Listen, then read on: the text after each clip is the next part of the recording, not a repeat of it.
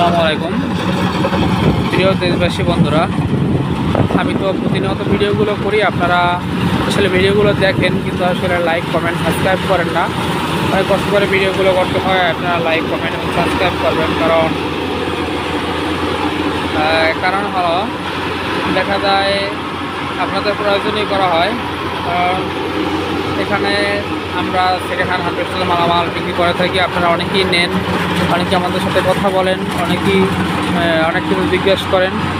তো দর্শক বন্ধুরা, তো বিশেষ করে তাদের পুরানো মালামাল প্রয়োজন, হারভেস্টারের নতুন সব কিছুই আছে।